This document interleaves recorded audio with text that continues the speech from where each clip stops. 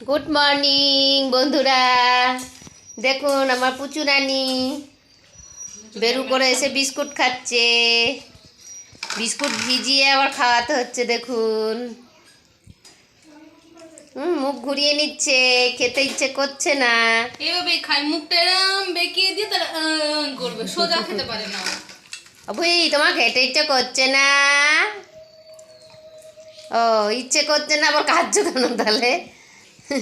বিস্কুটটা দেখে এখন আবার সে আগের মতন একা একা খায়। পুচু রানী বিস্কুট খাচ্ছে আর আমি খাচ্ছি লেবু চা চিনি ছাড়া। তো ভেরি গুড মর্নিং, আবার এক সপ্তাহ পর আবার আপনাদের সামনে দেখা। এখন ভাবছি রবিবার করে একটা করে ব্লগই দেব, কি করব, সারাদিন সময় পাচ্ছি না। দেখুন ভিডিও করেছি সতীর কাছে বাধা সেরা, দেখতে পাবেন শর্টে আমার ওটা করেছি। আর একটা ফেসবুকে একটা ইনস্টাগ্রামে ভিডিও করেছি করে বিছনার চাদরটা এই যে পাল্টেছি, এই যে বিছনার চাদরটা পাল্টেছি, মুড়ি চা এখানেই তুলেছি, খাবো। আর জামা কাপড় বিছনা চাদর সব ভিজিয়ে দিয়েছি সার্ফে, সারা সপ্তাহেরটা কেচে নেব। কেচে নিয়ে টিফিন করতে যাব। আলু ভাজা করবো, পান্তা ভাত আছে, ও খাবে বললো।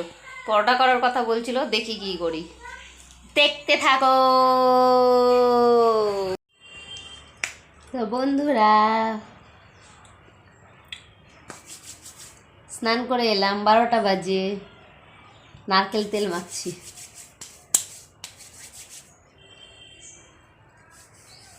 ঠান্ডা ঠান্ডা আছে আজকে, মাথা কনকন করছে। শ্যাম্পু ট্যাম্পু করেছি, কাচাকাচি করে অনেকক্ষণ ভিজেছি, তো মাথাটা কনকন করছে।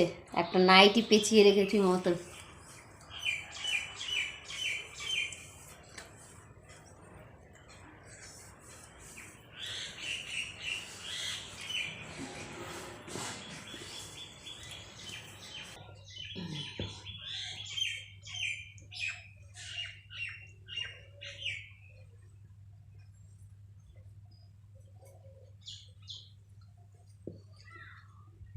তো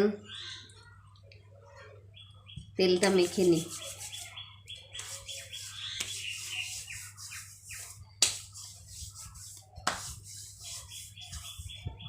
আসছি আবার রান্নাতে ঢুকবো, মাংস হবে আজকে। দেখো বন্ধুরা কত কিছু কেচেছি, একদম ওদিক থেকে শুরু করে ওইদিকে একটা কুর্তি, মশারি, চাদর,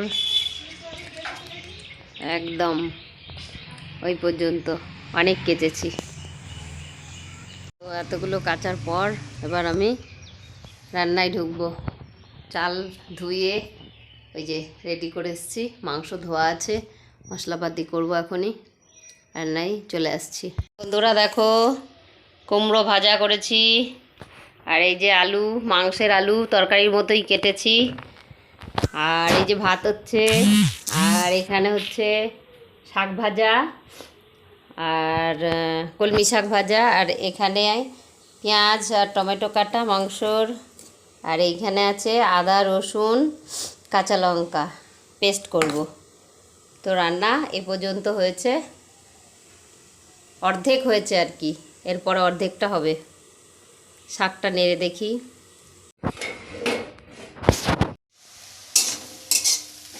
এই যে শাক ভাজা অর্ধেকটা হয়েছে, আর একটু হবে।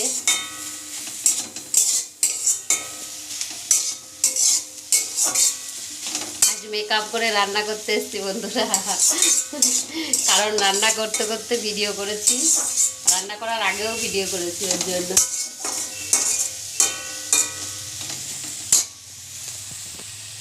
তবা তোমারে ইশারে। তো বন্ধুরা দেখুন মাংস আমার রান্না কমপ্লিট হয়ে গেল, আর এদিকে হচ্ছে শাক ভাজা, আর কলমি শাক ভাজা, আর ওদিকে হচ্ছে কুমড়ো ভাজা। 3টে বাজে, ভাত খেয়ে নেব। খেয়ে দিয়ে শুয়ে পড়েছি বন্ধুরা। আর ওই দেখুন আমার ঠাকুর পুজো পাচ্ছে ব্রাহ্মণের হাত থেকে।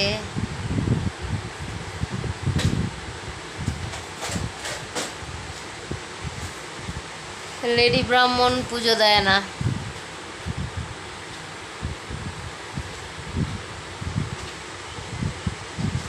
তো খেয়ে দিয়ে শুলাম 4টে থেকে আবার 4:30 বেজে গেল। একটু ঘুমানো উচিত, সকাল সকাল উঠেছি আজকে, তো দেখি একটু ঘুমোবো। ফোন দেখলে ঘুম উড়ে যায় বন্ধুরা, বুঝলেন কি না? দেখুন বন্ধুরা, কোলের মধ্যে মাথা দিয়ে শুয়ে পড়েছে আদুরি। আবার ওদিকে দেখছে কেউ আসছে নাকি। বন্ধ করে নিল না। হেবি দেখেছেন কিরকম কোলে শুয়ে পড়েছে? সোনালির কোলে শুয়ে আদর খাচ্ছে দেখুন। পায়েলি সারাদিন বাড়িতে নেই, এর জন্য একদম বড়দিদিকে পেয়েছে। বড়দিদি কোলে শুয়ে পড়েছে বুইটা। বুড়ি, বুড়ি, বুড়ি, ভাত খাইছো বুড়ি? সেই কখন থেকে আদর খাচ্ছে, আদর খেতে খেতে আবার কোলে গিয়ে হেলান দিয়ে দিয়েছে আমাকে। এসে বিকেলবেলা আমি ঘুমাচ্ছি, ওকে ঘুম থামিয়ে দিয়ে ওকে আদর করতে হবে, বুঝলি? বাবা বেরু করে নিয়ে এসছে, এবার আমাকে ডেকেই যাচ্ছে পেছন দিয়ে পা দিয়ে। যে ফিরে আমি করছি, কোথা থেকে তো চড়ে এলো, এসে তো আমার এইখানটা দিয়ে ভিজিয়ে দিয়েছে পুরো জিভের জল দিয়ে, হাতের পাশে পাগলিটা। বুড়ি, যাবি? যাবি বেরো? কি রে? হ্যাঁ, এই সন্ধ্যাবেলায় তো ছেড়ে দেয় পায়েল, ও চলে আসবে তো। হাই বন্ধুরা, সন্ধ্যা থেকে তো সন্ধ্যাবেলায় একবার এলাম আপনাদের সামনে, আর এখন এই যে ডিনার নিয়ে এসেছি, রুটি মাংস। তো রুটি করলেন হাজবেন্ড, আর আমি খেয়ে নিচ্ছি। বাজে কটা, পুরো 11টা বাজে, খেতে বসছি। গুড নাইট, ভালো থাকবেন, সুস্থ থাকবেন, সবাই ভালো থাকবেন। আজকের মতন এখানেই বিদায়। সানডে ব্লগ এখানেই শেষ হলো। টাটা।